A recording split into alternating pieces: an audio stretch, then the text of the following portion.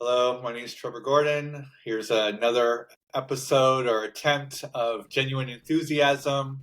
I'm doing something different today as my guest last of me before I even introduce him. Normally, I've been doing these over Instagram Live and over TikTok Live, but my guest does not have TikTok currently, even though I want him to get on TikTok, but that's a separate issue altogether. But we are trying this on Riverside. Shout out to Riverside. And I'm a rookie to this. But my guest, who I will get to eventually introducing, reassured me that Riverside is great. So, Riverside, if you're listening or watching, here we go. So, let me brag about my guest who's watching me, Oliver Manalese. Manalese. And we rehearsed this 20 times prior to this.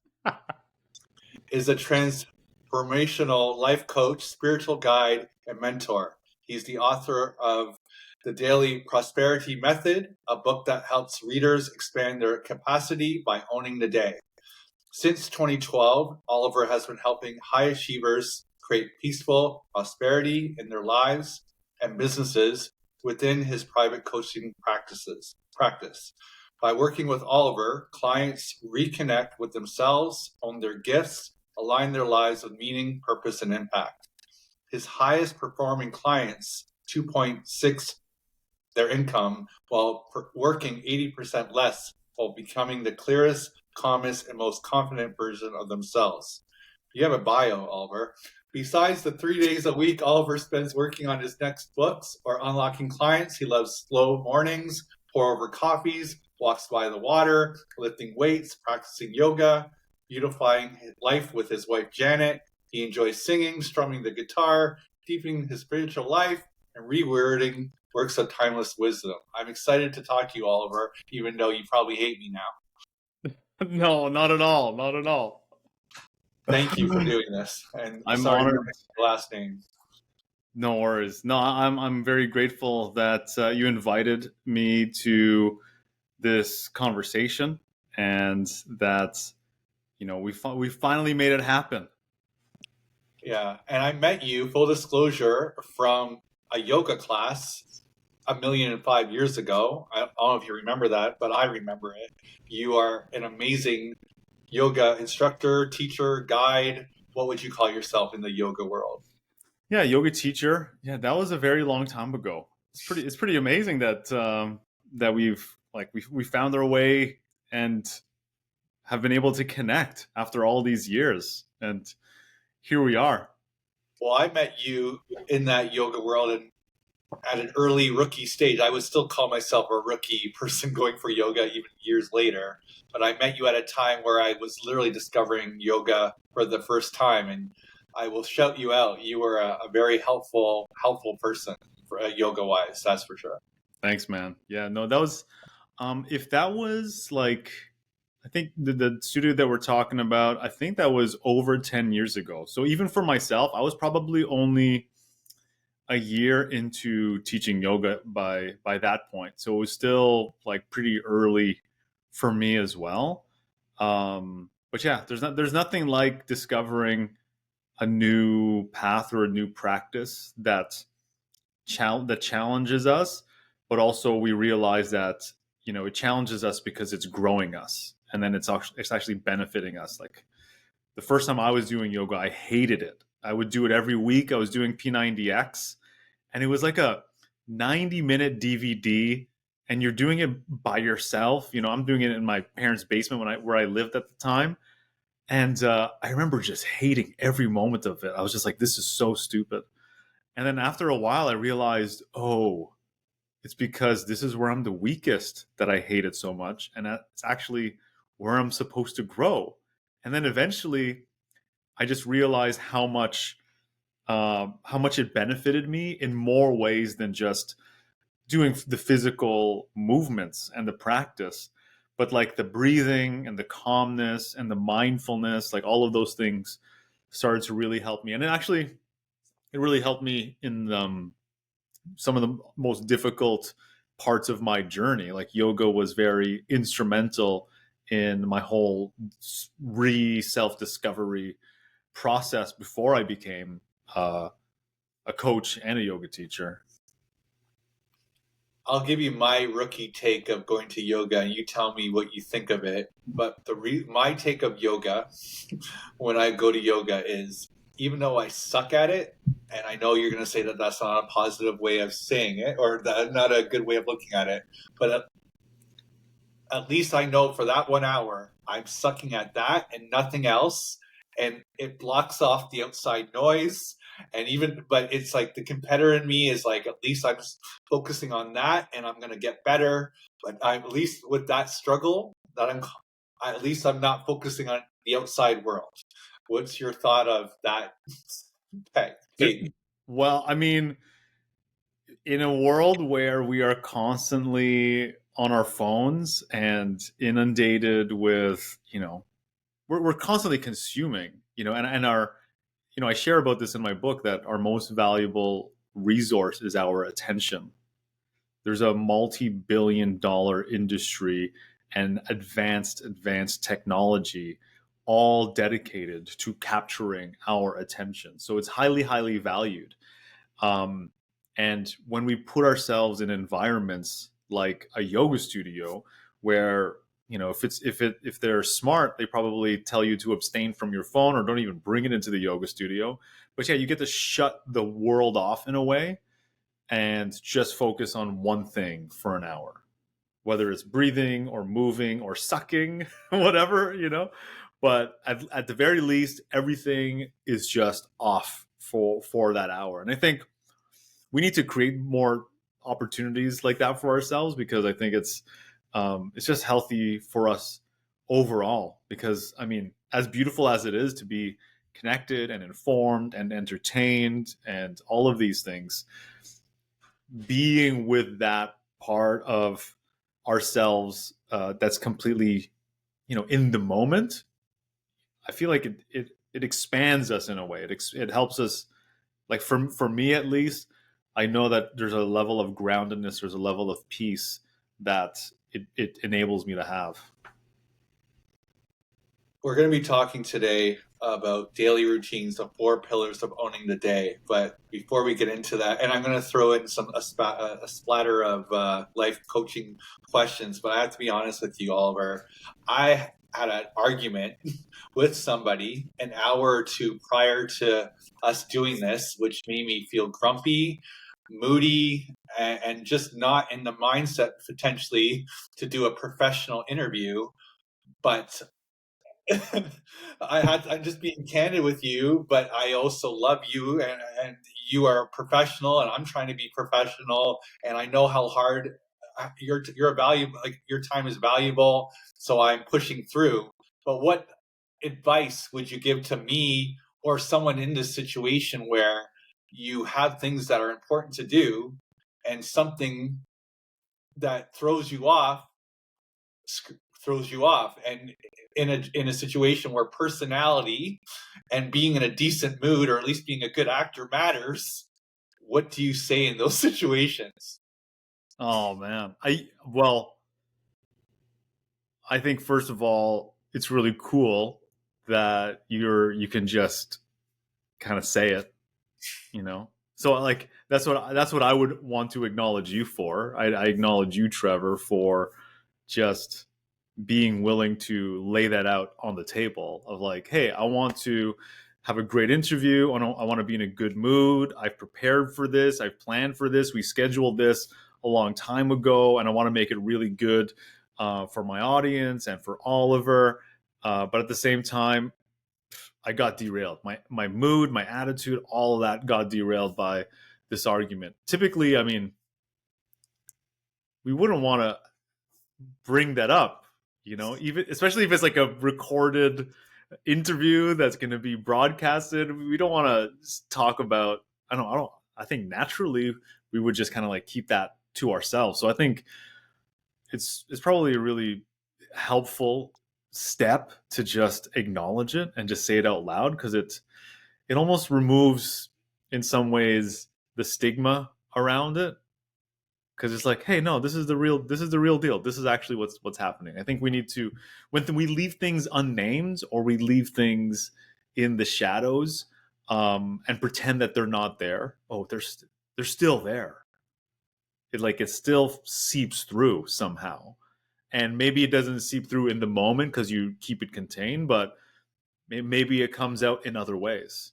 Like, man, I've been in some intense conversations with people who from the outside would be like, wow, this person's winning, amazing, what a strong, what a powerful, what a leader, and they look so good on the outside, but they come to me in our sessions and they're so filled with shame, and they're like, I'm supposed to be a leader, I'm supposed to be this person that everyone goes to for the answers. I didn't know what I was doing, but I smashed a mug against the wall. I was so fucking angry.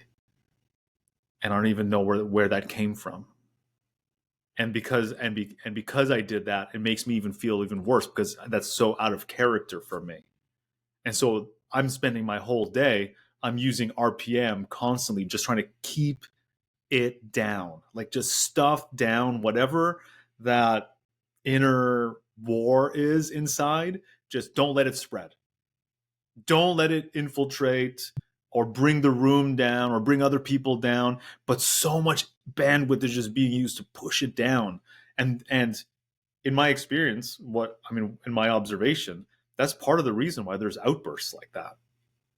It's because it goes unacknowledged, because they're not pointing it out. And it's a slippery slope, right? We can put it away. It's a small little thing and ignore it. Okay. But if we keep operating like that, it slowly builds and you start seeing signs of it. Maybe you're a little bit more irritable today. Maybe you're a little bit more numb the next day. Maybe you're angry. Maybe you're seething. Maybe you have rage moments. Maybe you have resent. So there's all these different phases and all these different stages, and all of them are pointing to the fact that, hey, there's an emotional experience that's trying to unfold through you, and you are trying to control it, fix it, make it wrong, think that it shouldn't be there, when it's actually packed with all this information trying to inform you and tell you something. And there's a very simple saying, like a philosophy when it comes to like therapeutic practices, which is name it to tame it. Just name it. Hey, I had an argument at the wrong time. Like 2 hours before, I'm supposed to be like the most vibrant, excited interviewer, and this person was being an MFer to me. So I feel like, no, I think that's a regular human thing to happen. We always have plans that kind of go astray because of elements that are out of our control.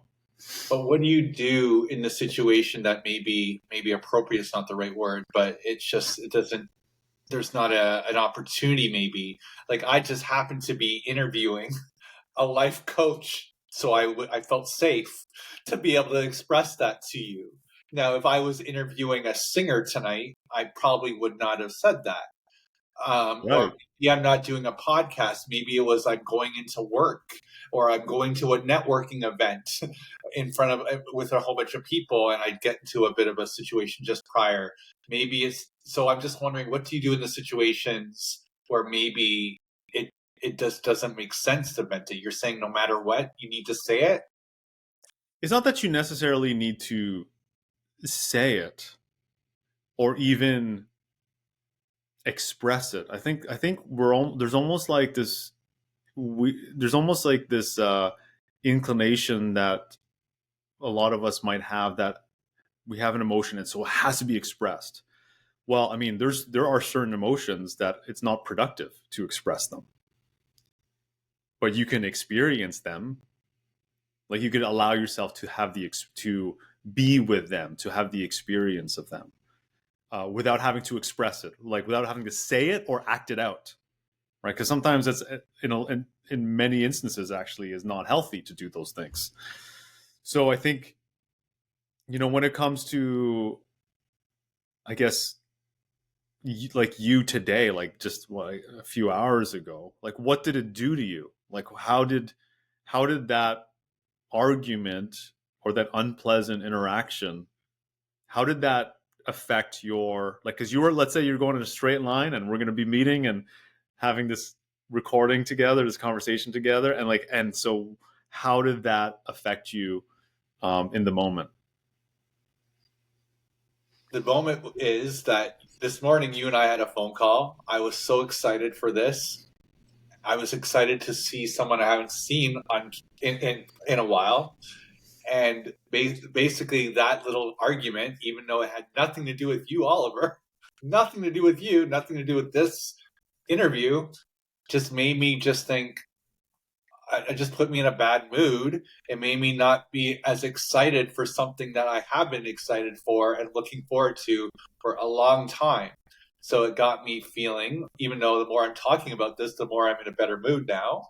But it's just to say, and maybe that's, you're going to say, I told you so there, but it's just to say that, it made me not want to, it still made me want to do the interview. I have to do it, but it just made me just lose that, like, I was ready. I was going to have a beverage ready. I was going to be like, my hair was going to be better. I was, you know what I mean? Like, I just, you know what I'm trying to say? Like, it just threw me off that I was not as in my mojo, my swagger. It just kind of threw me off that I'm doing it. I'm here and I'm still prepared. But it just kind of took off a little bit took the wind out of my step a bit. Yeah, so it took the wind out of your step. You were in a good place this morning, the mindset, the excitement, and you were in the flow.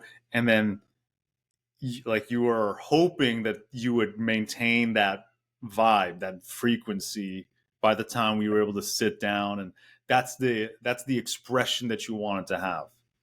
This is the version of Trevor that I wanted to show up when I'm with Oliver.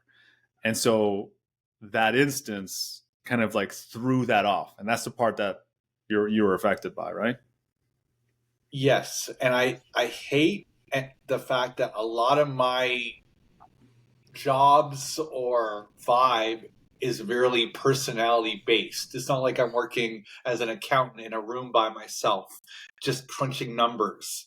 A lot of my success or jobs or work life and is around people and being in a good mood and being outgoing and life at the party.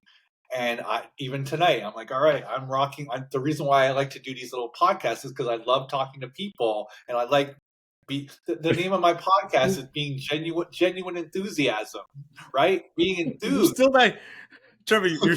You're still that guy. Okay, so can I? It's. I want to be able to help you, but also make it applicable so that it makes sense for people who are listening to this too. Okay, Yes. but what's the best way to say it? Okay, so I used to have a frame of mind because I'm a coach and I'm going to be meeting people for sessions in the day, that I needed to experience or have a practice that happened in a specific sequence. The time I woke up, the water that I drank, having coffee and journaling and meditating and going outside for a walk. There was almost like this recipe that I thought was the magic.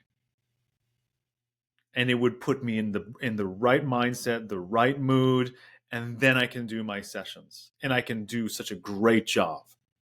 Okay? And so, okay, yes, there is value in certain practices and certain ways that we, speak to ourselves, of course, because I mean that's our our interior life. It has such an effect on how we experience and how we express ourselves. But then at the same time, I think we are almost overly obsessed. Like, right, recently there's been this hilarious meme or like hilarious video that's been going around with this big buff dude, and he's doing his whole morning routine, and it takes him like 2.5 hours. This guy like rubs a banana peel on his face and a bowl full of ice water. He puts his water in there, and he's just doing all these very detailed. It's fun. Like, it's fun. It's cool. I think people can do what they want. If that's what brings you value and brings you joy, cool. That's what you do. All right. But then it, when we think that those are the sources of our gifts, that is where that's where the issue is. Because honestly, I believe that we could be doing this at 6 in the morning. Trevor not sleeping well, just getting into his first coffee of the day, like just getting into it, and we would still have a great conversation. Because that was my experience. Not that we neglect or avoid these practices that provide us well-being mentally, physically, emotionally, spiritually. It doesn't mean you stop meditating, stop practicing yoga, stop praying, stop being in nature. It doesn't take anything away from that. But those are not where your essence comes from. Your essence is just wherever you are, like wherever Trevor is, your personality, your interest in other people, your conversation abilities, your curiosity about what makes somebody a talented artist or coach or an interesting individual, like that is still there. So like if you called me at, my phone would be off. But I if you had to if you had to wake me up at 2 in the morning and you needed my help in some capacity that was related to, let's say, this work that's called coaching, um I've learned to trust and believe that it's always there. Like we were celebrating a friend's birthday before this, and we went pretty long, and I love having long gatherings and get-togethers with people I love and I care about, especially if I haven't seen them in a while. But I literally had maybe half an hour before our conversation to decide, okay, am I going to make this like full meal, because I haven't had like a real meal almost all day. And so like there is a part of me that's like, there's a level of frazzledness as well that I could have kind of got thrown into. I was like, okay, well, I didn't get my dinner in. Now I'm gonna have a late dinner. Now my sleep is gonna be affected, and I have to wake up early tomorrow. And there's a whole ripple effect that is valid, but at the same time, it's like learning to trust that, okay, maybe if I even just eat a little, if I eat a snack and I meet with Trevor, I just believe that we're going to have a fun conversation. I believe that there's going to be something really beautiful that we create. There's almost like a trust that we need to have that our gift is always there, even if we didn't do all of the right things at the right time, even if the world interrupted our flow. If we're doing something that's meaningful, purposeful, connected to our heart in some way, it's already there. Like even when we got on, like if you didn't bring it up, I would not have sensed it. But you would have. So I think that's one thing we have to contend with, is the fact that I would know that I didn't feel like I showed up the best that I could. So like we would carry that. But I mean the rest of the world, when we look at Trevor, we see the gift that you are. We don't see that you had the wind taken out of your step. So I think you're being a little gentle with me, but I'll take it. I appreciate it. No, but I think I also, it's a kudos to you that like I feed off of good energy and positive energy. And as much as I felt like, oh man, I'm not in the greatest mood, and I'm not have the best energy, I don't have my bev and my swagger. The more I started talking to you, and you just kind of being you, just kind of was like, oh, I haven't. Why don't I just be happy that I'm talking to Oliver? I haven't talked to you in a while, and I haven't. I obviously texting and a little phone call here and there, but I haven't seen you on video or in person in a long time. So right away, you kind of just like you killed me with kindness there. That was good. But that segues into the topic of the 4 pillars of owning the day. Is my first question was, what is a typical day for you, Oliver? I read your bio, you do a lot of things, but what is a typical, if there's such thing as typical, day for you from wake when your eyes open to eyes closed? yeah, I don't know, man. A typical day. I find it's almost it's so interesting that we find this interesting.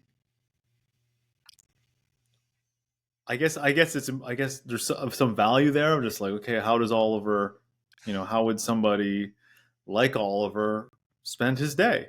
Well, because of time management, and I look at a person like you, and again, you could tell me I'm completely wrong on this. You do a lot. You seem to always be in a great mood. You seem to always be positive. You seem to be nailing life. You're a life coach, so you must be doing something right. So is my Well, I don't point. know about yeah. So I feel like my life is not perfect. I have messes. I have plenty of messes.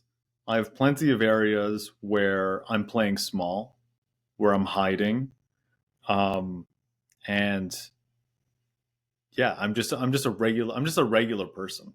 I'm just a regular human being, just like you. There's just there's aspects that you have 10,000 hours in that I don't, where like I could talk to you and you could make it look so easy, like play, but I would suffer through it, you know? So there's things that I've spent thousands of hours learning, absorbing, practicing than other people, and that's what I'm a guide for. Doesn't mean that my whole life is working. And I think it's important to acknowledge that up front. I think social media has given us the ability to celebritize different professions that wouldn't have before. Entrepreneurs weren't really icons as they are now. You know, there's certain ways of living and certain ways of being that, because of the amplification that social media creates, you can be put up on a pedestal when you couldn't before. And I think that what happens is it's a dehumanizing act to put someone on a pedestal. We forget, we look at people two dimensionally, and we forget that there's a whole journey. There's sacrifice, there's pain, there's choices, there's risks, there's support, there's grace behind all of it, you know? And so I think it's important, I think, yes, what happens throughout someone's day, I think it's interesting because it's like, oh, this is how this person spends their day. They're a regular person, but also I think we can get lost in like, well, how do I replicate that? Or he does that wrong, or like it's like why doesn't he cold plunge? Why doesn't he? I think we can just kind of get a little bit too obsessive about those things, because what most people need is not a routine. It's like remembering who they actually are. It's not a it's You know what I mean? Like, it's not some ritual that's going to be the magic. It's you need to reconnect with who you are. I know what my audience is telling me to ask. I can sense it. It's like because we look at a person like a life coach that does yoga, that meditates, that sings, that like I guess what I want to hear is like when you wake up in the morning, do you not grab the cell phone on your nightstand? Is the cell phone even in your bedroom? Are That's you one of the things on my list right now of just like, um, I was asking myself just a week or so ago of like, what are the top three things that are the most out of integrity right now for me?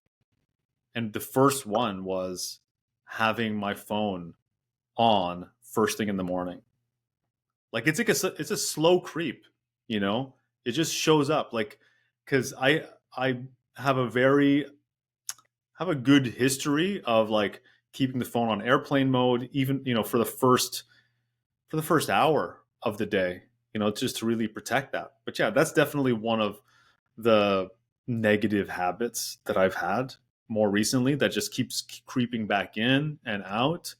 And dude, like, I have a I have a major section in my book on that's a no-no, and yet I'm doing it.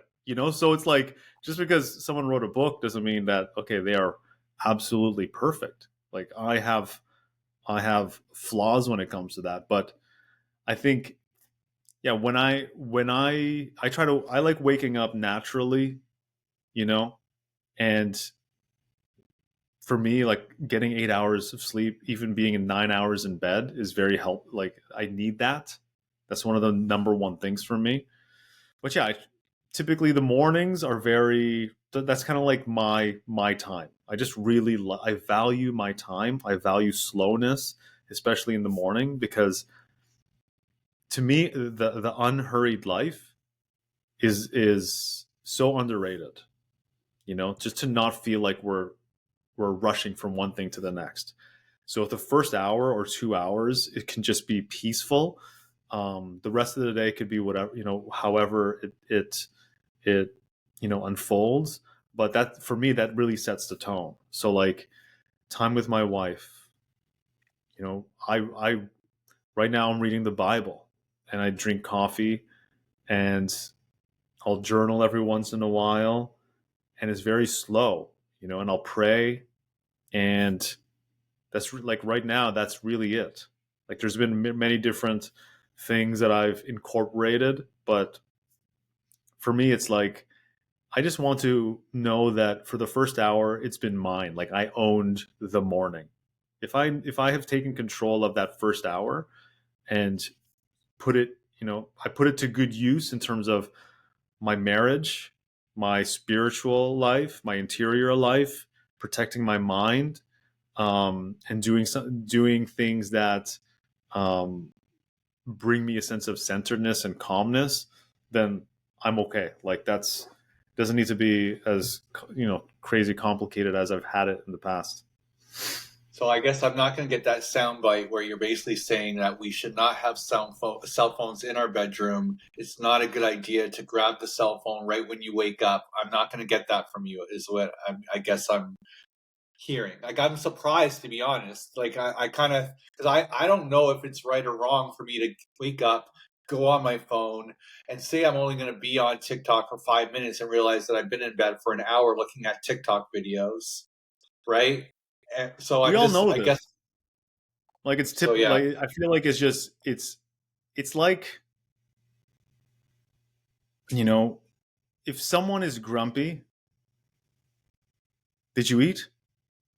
Yeah, I ate. Did you sleep? No, I haven't been sleeping. Okay. Well, like it's kind of there's some things that are just basic. Like, are you sleeping well enough? Are you feeding yourself? Are you moving your body? Are you spending time in nature? Like, are you drinking enough water? There's some like really simple, basic things that are it's just common sense. Like, of course, everyone everyone knows. I feel like we all know. We like we are experiencing it. We're telling it to ourselves that this is probably not a good idea. I shouldn't be scrolling before I go to bed in the dark, you know, while my wife is on the other side scrolling on her phone. That's probably not the healthiest thing to do. Waking up and do the first thing, that's probably not the healthiest thing to do. I think we all know this, right? So, okay, I guess we need people to tell us to do that. I guess. Maybe it takes that. But here what I will say is the world has an agenda for your mind, for your attention. There are people's pockets and people's profits that are on the line. And if you start and end your day sending your most valuable resource into those people's pockets, what does that tell you? How does that make you feel? Mm, yeah, That's what no, I would think about. Because if the most valuable resource is our mind, our mental energy, our attention, and you start and end the day praying, meditating, being thankful, being quiet, being in the silence, being in the stillness, what do you think that profits you? What do you think that yields you? To me, like if you are performing at the cost of your peace, that is bankrupt to me. I mean, you're touching on it, but to be specific, I guess, then what are what are your biggest challenges when it comes to owning the day? Whether it be the cell phone or not, or just throughout the day? Right now, like just in my life today?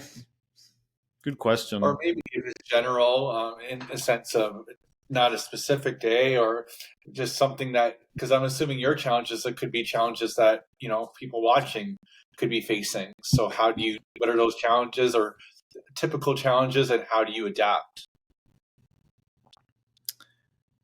There's been some recent developments for me where I just noticed that even if it's a small time commitment, like even if I look at my calendar and it's a small time commitment, but it is a different gear than where I want to be living in. Like if it's outside of the zone of genius, then it actually has such a cost to me.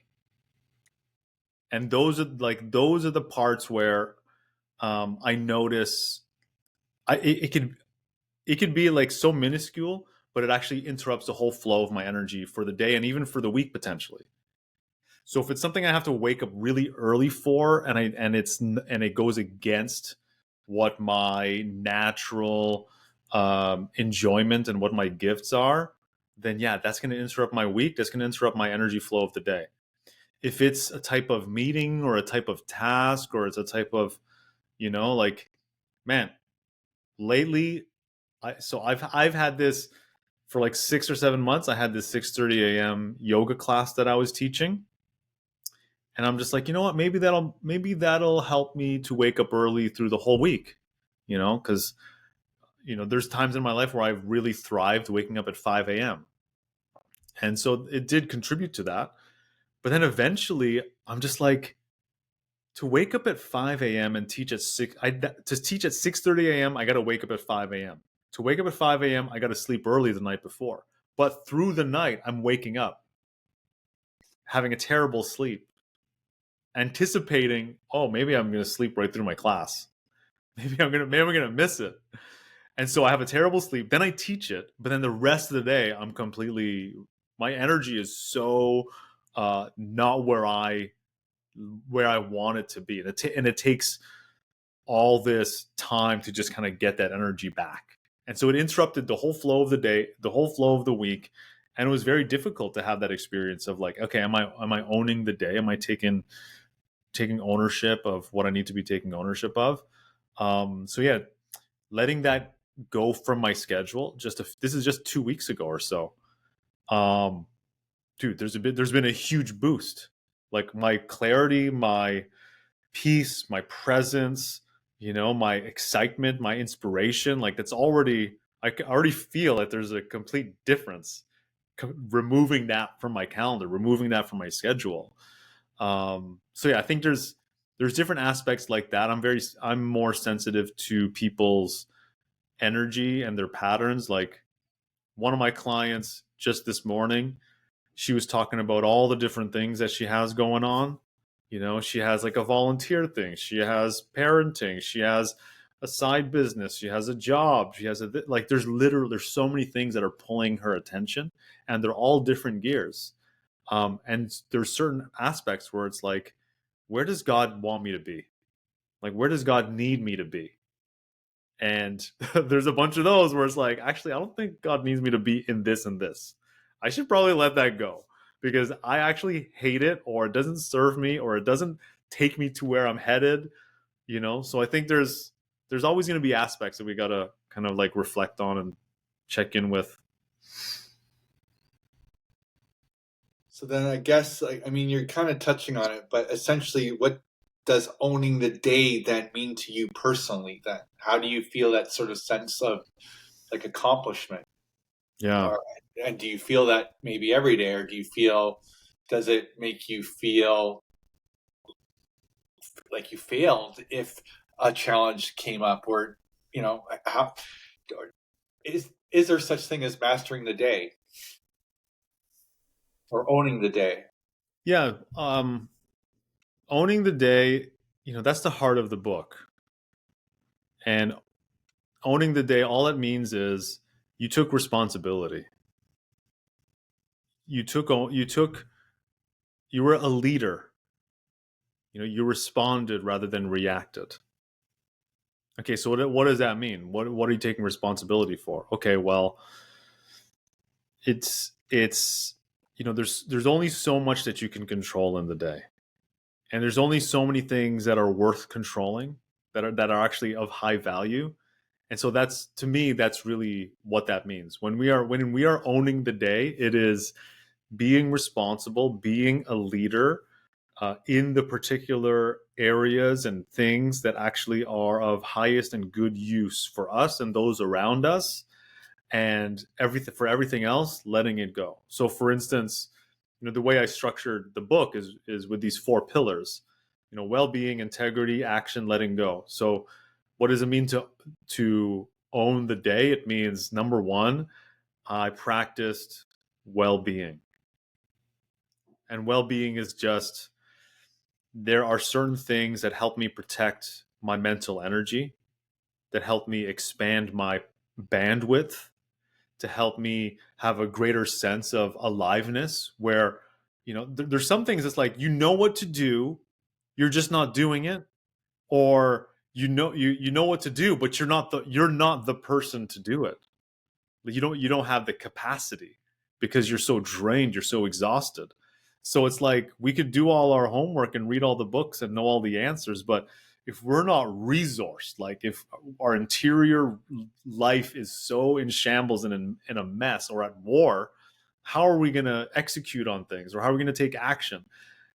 So to me, it's okay. Did I have a sense of well-being? Did I do things that help me protect my well-being? And then it's integrity. It's like, okay, am I living my values? Am I in alignment with my values? Am I prioritizing the things that matter to me? So, like, that's the second pillar, which is integrity. Okay, well, now that I have well-being and I have integrity, to me, those are the things that expand our mental capacity, expand our bandwidth, expand our most valuable resource. And then what do you do with that? Channel it into doing the right thing, the right hard thing. I just call it the hard thing, essentially, because it's kind of just easy for us to remember, right? Like, the thing that we're avoiding, the thing that we need to do, the conversation we need to have that's uncomfortable, that's difficult, that we'd rather not do. So, like, any forward movement in life is typically confronting the thing that we'd rather not do, you know? And when we can identify that and we can move it forward just a little bit, to me, that's a really good day. We don't need to do 10 things. We need to do the one right thing and move it forward, right? If it's a hard conversation, like what's an uncomfortable conversation? I quit. Pick up the phone, I quit. Or making an ask. There's a lot of things or setting a boundary. These are things that are all very, very powerful for us. And then the final pillar is about surrender, letting go, meaning I've done what I could and what I need to do. Can I just be with life as it is? Can I just savor and be at peace and just let it go, and know that I've done my part of the equation? God has the rest of the equation. It's not up to me. What is, again, I've seen you around, I've seen you on your post, and like, I know this is like in social media, sometimes it's a habit that sometimes you compare, my lowlights with someone else's highlights. But at least on your social media platform, your footprint, you come across, again, always positive, always happy, always focused.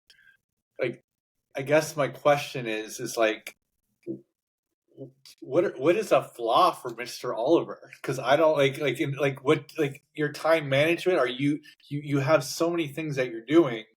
Do you ever feel like you yourself need to sort of slow down, or like, how do you sort of like, I feel like I know I'm asking this question maybe the same way, but but I guess I'm just trying to understand, like, how do you sort of like take a step back and just sort of say, look, this is my day, and stay positive, and just in control, because you just seem to always at least come across very like cool and calm and collective.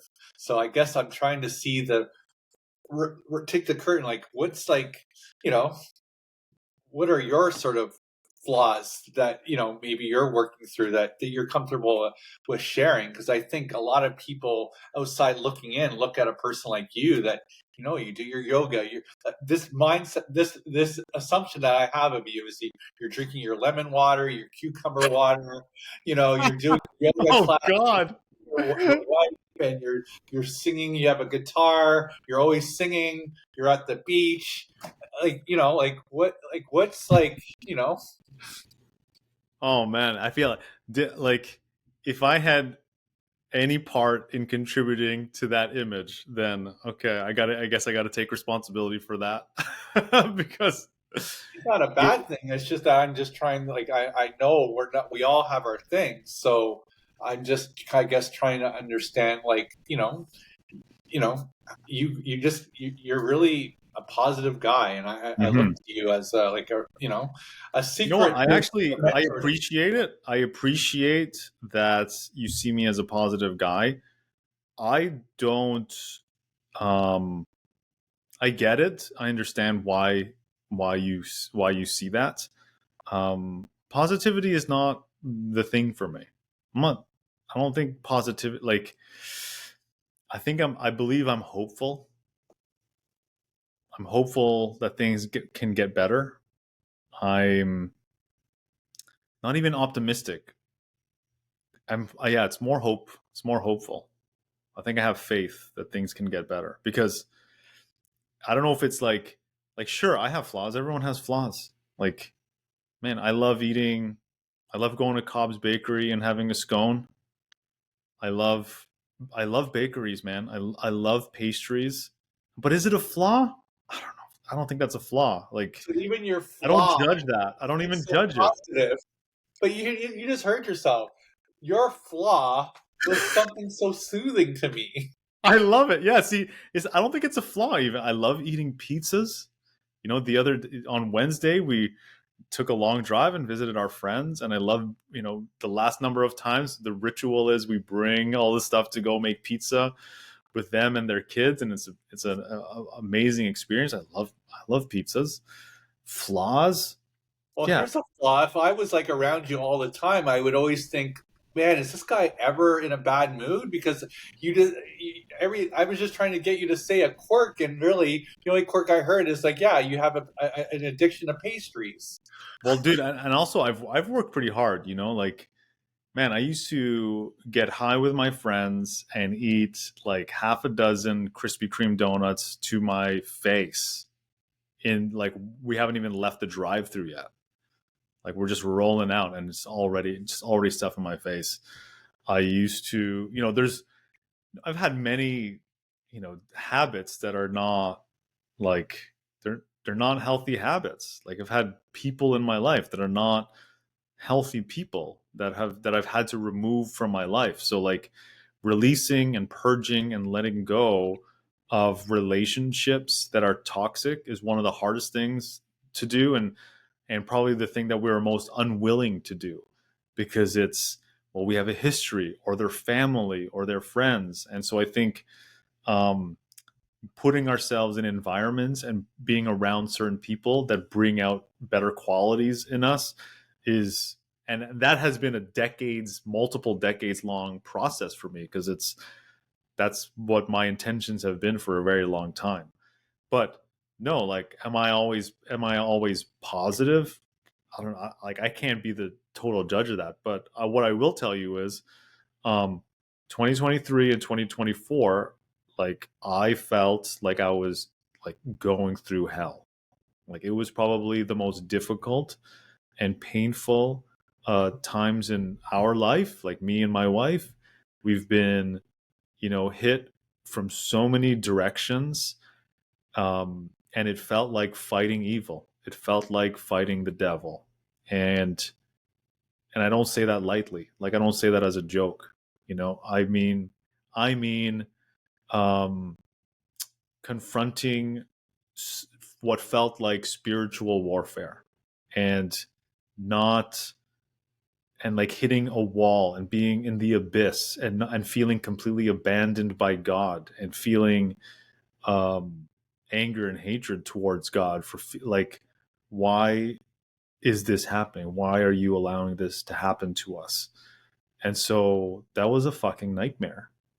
And what helps? I started going to the gym to get the devil out. That's literally what I would say. And people would laugh at that, but I'm just like, no, that's literally what I'm doing. When I walk in the gym and I put my intention on, I need to get the devil out, because everything that's going on in our life that we're navigating, that we're dealing with from multiple directions. You know, there's healing, there's trauma, there's family, there's finances, there's business, there's, you know, there's a number of things that we're just like, how is this all, you know, happening at once? So going to the gym, not because I'm trying to lose weight or get stronger or, you know, to like perform a, no, I don't care about any of that. I need to release dense, dark energy that's trapped in my body that I've collected from the day and purge it from my body. And literally calling it that, like we started the conversation, acknowledge it, name it to tame it. As soon as I started naming it, I'm like, this feels like the devil at work. This feels like a fucking demon. And as soon as I started naming it and working through it, that's when some likeness started to come. And I've been brought to my knees in the last year where there was nothing else I could do. There was nothing else I could do but just tell God, I am done. Like I can't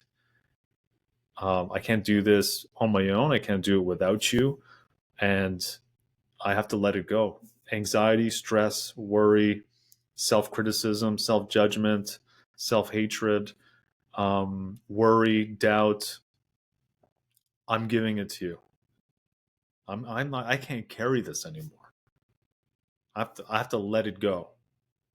It's not mine anymore. And so, to me, it has been a very, very humbling journey the last couple of years to realize that, okay, I can't control it all. It's not and what was a flaw for me was thinking that I could. Wow. What was a flaw for me was like, I don't know, maybe making myself God, thinking that I could. It was up to just my will and what my part of the equation, that was enough, and neglecting like the bigger picture. But yeah, so I don't know. I think I'm hopeful, man, and that helped. Like that's what I realized is me and my wife are really powerful, and our marriage is so strong, and the level of faith that we've been able to deepen and realize that we have, and how much we're willing to how much we're able to overcome and endure. I think that was a gift inside of the wound that this period has been, and the several wounds. But like, yeah, it really like it's really revealed like all these gaps, you know. There's a lot of, and I think through this process, there's a lot of mental things that I've been able to point out and remove. You know, there's just certain ways of thinking that I don't even entertain them. They're like, I just know that that's not me. Like these are just, you know, when we call them like intrusive thoughts or negative thoughts, or it's like the mind's job is to just think. It's a machine. It just keeps thinking. And when you think of intrusive thoughts, there's something outside of us that's like entering our mind. And so whatever you want to call that, like there's times where I'm like, I feel like this is a spiritual attack. I feel like sometimes, maybe not all the time. A lot of, you know, when I started naming it in that way, it gave me a very different power to realize, oh, this is actually a spiritual battle. Like this is actually, and that has brought me the most power and peace, because I'm like, all right, well, it's not my battle. Like I'm a warrior in it. My wife's a warrior in it, but like God is, more powerful than this. And so it's not my will, it's not my effort, it's not any of that. And so that has been a huge kind of aspect of what has unfolded. Wow, I appreciate that response. It was giving me goosebumps on that, so I appreciate you sharing that. I also want to be respectful of your time, so I only have a few more questions because I don't want to hold you all evening. I'm going to treat this a little bit like a Quentin Tarantino movie and kind of rewind a little bit. What was Oliver as a child? And I ask this because, again, I know I'm being a oh, well, first of all, that's how cute is that? You had that photo ready. Well, yeah, I've been meaning to, and I've actually invited people and clients to do the same thing. Like, have a picture of yourself as a child, Have it ready too. on your desk. You do too? Close. I don't. No, get it. I want to see. But anyways, but yeah, continue what you're Okay. saying. Just that I appreciate what you're saying about having photos, but I want to know Bruno. I thought you looked like Bruno Mars there. That's why Bruno just popped out. I was about to say, Damn. a young Bruno Mars there. But Oliver, like, because you're a yoga instructor, you're a life coach, you do singing. Like, how was it being a child? And fast forward to how did you even get into what you're doing now? So, and I know we should have probably led off with that question, but I'm just, there's so much I need to learn about you, Oliver. Yeah, no, that's cool, man. I like going in different directions. Yeah, as a kid around that age, I was probably really loving singing music, like sing. I love singing, whether it's like The Lion King or Aladdin or I don't know, the Backstreet Boys or Casey and JoJo or like whoever whatever I was listening to. I just loved singing because I my dad is a singer, so I enjoyed that. I Bruno Mars. loved a drawing. Pardon? Bruno Mars. Bruno Mars, yeah. I loved at that time, yeah, I loved drawing. I loved drawing like comic book characters and inventing my own comic book characters. And I loved professional wrestling. I loved watching the WWF. At that time, I was playing video games a lot. Um, yeah, I have a big family, so I spent a lot of time with my family at that time. That's a big, not at that time still, right? Like I have a big family, but I mean, yeah, that was a big part of my identity growing up. But yeah, I think at that time I was probably thinking I should be an artist or a singer, you know? That's probably what I was thinking I was going to be. But then and that seems like my childhood, other than the singing part. Well, I sang, I lip synced, they called it air bands where you would mouth the words to songs and Backstreet Boys and the whole thing. But how did that transition into yoga or personal fitness or, you know, playing the guitar or being now a life coach? Like, how does that, I know it didn't just happen overnight, but like, Oh yeah. how did that step by Well, step transition to that? Like, I guess because I liked singing and I wanted to write songs, I felt like I needed to learn guitar. So first, like I wanted to be able to play and sing some songs. And so that's when I picked up the guitar when I was maybe 13 years old, 14 years old. So definitely that was a thing.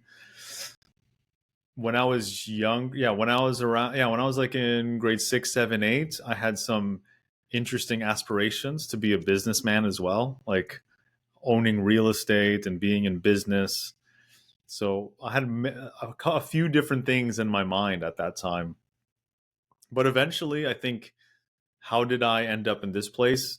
You know, um, when I was in university, I just kind of did it to please my parents in a way, and I kind of lost direction. I lost connection with myself. So I just kind of did what was expected of me, what the default path was. And, eventually I was able to find my way back. I talk a lot about it in the first chapter of my book. I was able to find my way back to myself and realize, oh, wait, like, I want to be an entrepreneur. I want to build my own thing. I want to work for myself. I don't know if I can work for somebody else. I don't think that's in my future. I don't think that's in my path. And the first business I started was a real estate company. And I was 23 years old when I started that business. And it was really cool to create, to create that early, to create a business that early and actually, make money and do business and do deals in a world that was filled with people way older than me and with lots of money. I was a few years into that business when I realized, oh, this is not cool. Like, this is not as cool as it seemed, or not as cool as I thought it was going to be. And that was kind of like when it led me into a huge, to me, is like a fragmentation, like a spiritual darkness where I lost myself again. And I was just like, what the hell is going on? Like, why? I'm doing all the right things, all the things that I planned for, all the things that I had envisioned. It's starting to come to fruition. Like, why am I so miserable now? And that's when I went into a whole process of self-discovery to kind of find out like what was going on. Eventually I realized, I to name it to tame it. I actually said, I wrote it in my journal. That's a helpful thing. Writing out whatever the interior messes are and demons, and yes, exactly like that. And I wrote down, oh wait, maybe I don't give a shit about my company anymore. And then that just opened up everything. Eventually, within a week of that, I closed down the company. I let it go, and I was in a free fall in terms of my identity, not knowing like who I am and what am I going to do next. And I invested, from 18 years old to 26 years old, I thought I had my whole future figured out. It was all about real estate, all about owning property, all of these things. But it was in this period of time where yoga was very like a huge foundational piece, where every day I would practice yoga, and it would bring me this calm and this sense of stillness and this connection with my body and the ability to be present. But outside of the yoga studio, my life was a mess. Like debt, CRA, canceling my phone, no gas in the car breaking down, no prospects, no opportunities, no jobs, no new money coming in, like just an absolute nightmare. But I would be able to escape in yoga. And eventually it put together some insights and some teachings that I've received, uh, which ended up in this book. Like this whole book is kind of the fullest, in my opinion, the fullest expression of the seeds that were started back then in 2012.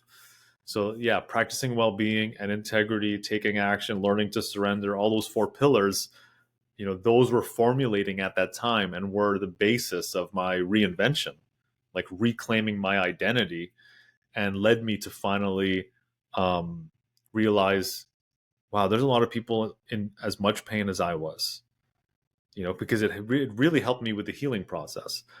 And there's a lot of people who are doing so well on the outside, but, they're so miserable on the inside. People who are who are achieving so much, and yet behind the scenes, they feel like a fraud. They feel like it's a mask. They're just pretending in life. And I felt like I needed to help those people. Like I've just walked this path. Maybe I can help those kinds of people. And that's when it began, because I had connected a few dots. I know that there's a lot of there's been a number of people before that moment that I remembered and recalled had said things like, from having coffee or going for a walk or having a phone call with me, they're just like, "Oh my gosh, can I pay you for that? Like, I feel like you should get paid for what you just did. Like, have you ever thought about coaching?" And I would kind of just scoff at it and just laugh it off, because I'm just like, no, this is just, I love you, I care about you, I just want to help you. But then, having gone through my own suffering and finding a way through it, it made me feel more related to other people who are going through the same thing, and knowing that I'm maybe a few steps ahead and I can find a way to do some good with them. Got two more questions for you because I don't want to keep you, but that does lead into my next question. Like, I mean, we've been touching on this book throughout the interview. Tell me about the journey of, like, what was that moment of why you wanted to write a book? Because I mean, we all maybe want to write a book, but to actually go for it, that's amazing in itself. So the process of writing a book, how did that feel, and how long did it take you, and where it is now, and talk about the book and where we can get it. It's a Sure. loaded question, I know, but Yeah, the book is called The Daily Prosperity Method, and it is it was many years in the making, I guess, in some ways, because year after year after year, I would ask myself the same question: if I died this year, what would I regret? And one of the top things was, I would regret not writing a book,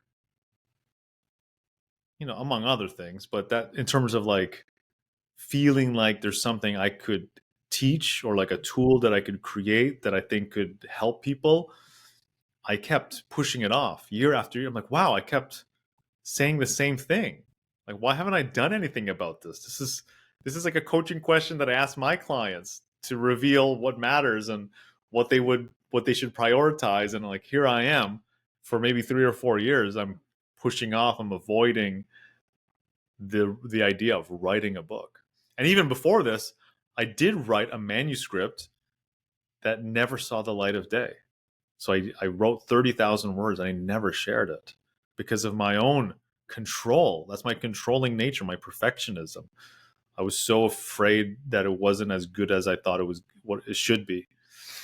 But yeah, eventually I got to the place I'm just like, okay, well, now is the time. Me and my wife just got married. I had, my coaching practice was like really thriving. It was at a time where I was starting to just really own how masterful my coaching actually is. And I respected the value that I was delivering. I wasn't falsely modest, overly humble. I was just like, I'm owning it. I'm like, no, I know, like people, like, I've helped people off the edge, rescue their marriage, restructure their business, reclaim their lives. Some really powerful things have happened through this work. Not me, through this work that I help guide people through. Just being a mirror, being a machete, cutting away, burning away all the things that don't belong in someone's life, so that they can just be who they are. And so I just felt like, I guess, the confidence to be like, hey, now is the time. Now is the time to do it. And so I thought it was going to take 3 months. It took 16 months. And for a good portion of that, I was pretty much a full-time writer, because, I reduced my coaching practice, like my schedule, less clients, less sessions, just so I could focus on writing and making it as good as possible, with the stories, with the tools. I wanted it to live on its own. Like, if someone never talked to me and just read the book or listened to the book, because there's an audio book as well, I wanted to help transform someone's life. And from the feedback that people are telling me, it does that. wow. So it was one of the hardest things, most challenging things I've ever done. Um, and but also the most gratifying, because when I at that time, if I read it now, it's been a while since I've looked at it.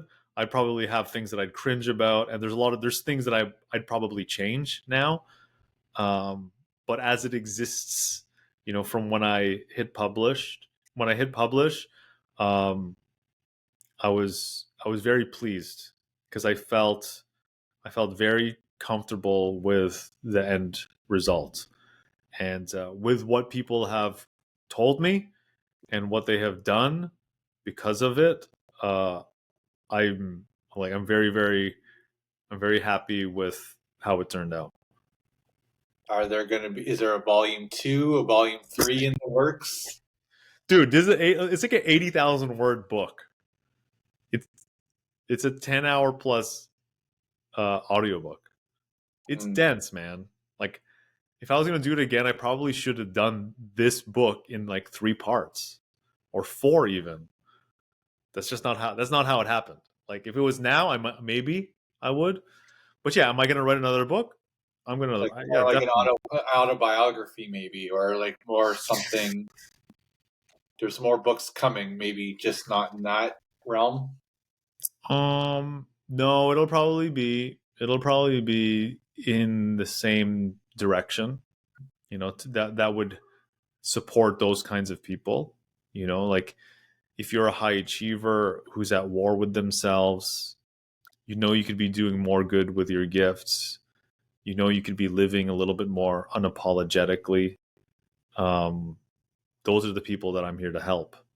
People who are, they want to do like serious soulful work. you know they know it's not just, they don't need a strategy, they need to connect with themselves. One last question before I let you go. What if you're in an elevator with someone and they ask you the question, what tools or strategies would you that should a person do for time management? And you're in an elevator with them, so you don't even have a lot of time to give this time management advice. But what tools or strategies would you give to a person that's on the go, happens to be in the elevator with you, Oliver, and knows that you're a life coach? What's that advice you would give? I would say fuck time management. Mm. That's not the problem. Rarely is it actually the problem. Your color coded calendar, how you batch things, um, how you manage every minute. That's a secondary issue. I would not invest an ounce of time learning about time management, reading about time management, watching videos. That's like mental masturbation. Mm. Oh. Really. If someone was struggling, I would really, I'm more interested in priority management. Like, manage your priorities, know what matters, and do things in the order that they matter. And like, a friend of mine, I just had tea with him. I haven't seen him for like a year and a half, and we were catching up, and he's talking about how he's trying to figure out what his next career move is. He wants to reclaim a sense of purpose in his life. He wants to, there's certain things that he's done really well, self-employed, entrepreneur, ever since I've known him. So he can get his hands into anything. Like, he's done sales, and he's in real estate, and he's, there's so many things he's done. He's done retail. And one of the coolest lessons I've learned, not coolest, but I guess one of the most valuable lessons I've learned from Naval Ravikant. So he's an investor, he's a thinker, one of the more important thinkers, one of the most important thinkers, I think, when it comes to entrepreneurship, investing, wealth. From a guy who seems pretty peaceful. From the outside, it looks like he's pretty peaceful. which is rare. There's a lot of people where I don't know if you could actually really say that. But he says, before you go working hard, make sure work hard on the direction that you are headed in. Work hard on determining where you are going before you work hard. That's what I would do. I would say, take a step back, hit the pause button. If your life is a disaster, if you're overwhelmed, if you're being pulled in multiple different directions and everything seems like an option, and everything feels like a shiny object, and maybe you should be in AI, maybe you should be in Bitcoin, maybe you should start a business, maybe you should start a pressure washing business, maybe you should become a life coach, maybe you should be a YouTuber, maybe you should start a podcast, there's so many things that you could be doing. And there's I think everyone has their own experience of just being overwhelmed like that with so many choices, so many options, and what do I do? And maybe it is as simple as just like, how do I spend my time? I have all these projects, all these tasks, and I'm a parent. I have aging parents. I have kids. I have a business. I have a job. I have side hustle. Like, okay, I want to work out. I want to be healthy. I would say hit the pause button, take a step back, and ask yourself, based on everything that I'm doing, where am I headed? Like, where's this leading me? Now, do I like that? Do I like where I'm headed? Lao Tzu, I love his quote where he says, if you don't change directions, you may wind up where you're headed. So take a look at everything that you're doing, how you spend your time and your energy and your attention, right? Your most valuable resource, your attention. Where are you spending it? And where is it taking you? Do you like where you're headed? I would spend more time on that, on like, okay, well, where do I want to be headed? If that's where I want to be headed, where do I need to put my attention? How do I prioritize my life, my day, my week?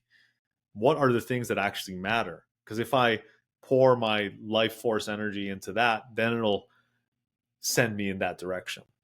That's what I would step back on first, So if you're juggling things, there's a chance that at least 20, 25% or more of that is a distraction, is an act, is some old expired version of yourself, is a form of pretending, is doing it to please others or out of pity or out of guilt or sense of obligation, and actually not even taking you to where you want to be going.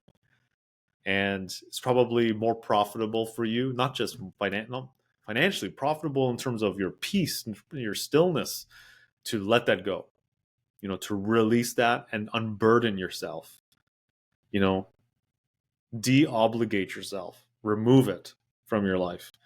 That's what that's kind of the sequence. Where am I headed? And what are all the things that don't take me where I'm headed? Remove that. Now you're lighter. Like, you're lighter, you're more nimble, you're freer. You have the ability to move at a different pace when you re-access some of that energy for yourself. Thank you, Oliver. Wow, that was another goosebump moment there. I'm going to give you the last word. Tell us what you're working on now, next. Provide us your website, how to get your book. I'm wondering can people still book a yoga class with you? Can we hear you sing? You're getting the last word here. You have a million hats, but where can we get your book classes? Give me your last word here. Cool. Yeah, no, I think if this conversation has been of value to you and you feel like you want to learn more, or you want to equip yourself even further based on what we're talking about, the book is a good place to start. So it's the Daily Prosperity Method. The only place to get it is my website, so olivermanalese.com, and you'll find it right there on the homepage where you can get it. It's a digital book, it's an audio book, and really it's a toolkit. So I think that's a really great place for you to start. Secondly, after that, I'm very, very excited about my Peaceful Prosperity Method, which is the program that is like the implementation of all of these lessons and principles that happens within a group setting, right? So you don't have to do this alone. You can have a sacred rhythm with a tribe of people who are on a very similar journey as you, right? Who are ending the war within and doing more good with their gifts and unapologetically getting what they want from life. And so that's something where I'm accepting enrollment for the group coaching program. And when it comes to yoga, I teach in Mississauga at Lifetime, which is Lifetime Fitness, and just on Monday evenings, 5 p.m. and 6 p.m. You do have to be a member to take those classes, unfortunately. I sub some classes at another yoga studio, Inye, in Oakville, but I'm not on the regular schedule. So it's very, I don't know when I would teach there. Like it's when it fits in my schedule as well, and when availability comes up. I'm not a steady teacher there. Music, that is a place where I'd need to grow, my friend. That's where I've been hiding a little bit too much. I sing for my yoga classes. I sing, there's certain people, certain places, certain environments where I'll play music and sing, but definitely there's aspects in the work that I'm doing that is taking priority over that right now. But yeah, hopefully the next time we talk, you'll be asking me about my music, because I think that would be a really cool way for us to connect. Because I know you're big into music and connecting with musicians, but yeah, that's an aspect of my life that's not getting enough nourishment or nurturement, even, and playing small. I think I'm playing small on that side. Oliver, I can't thank you enough for doing this. And again, I apologize for my rookiness with this platform. But as the name of my podcast says, I get excited, genuine enthusiasm. So I have genuine enthusiasm for you. I mean, whether it be yoga or talking to you, you're always been a positive burst of energy. So I appreciate you, and I thank you for doing this. And I'm going to grab that book. I'm going to take a yoga class. I'm going to do whatever you tell me, because you always get the greatest advice. So I appreciate you so much. I can't thank you enough for giving me an hour and 22 minutes of your time. Thank you. Thank you, Trevor. I appreciate you, and thank you for constantly being in touch and in conversation with me, and planning and preparing and being so passionate and so excited for this conversation, to make it happen. And no, for like your honesty in your questions and what you just went through approaching this actual conversation. And no, you're making things happen, man. You're sharing yourself, you're creating joy for people with the work that you do, with what you share online. And you're putting people on a spotlight. You're giving people a space to be able to share themselves with the people who follow you. And I think there's a beautiful thing that's happening. So it's really cool that I got to be a part of that today, and I'm very grateful for you, Trevor. Oh, I appreciate it. Thank you. So as I wrap up, if you can just stick around, that's one thing I know about Riverside. Just give it a second. I'm going to stop the live everything. But thank you, everyone, for watching. And I will put all the appropriate links in the description. And again, thank you, Oliver. And thank you, everyone, for watching. Thanks, Trevor.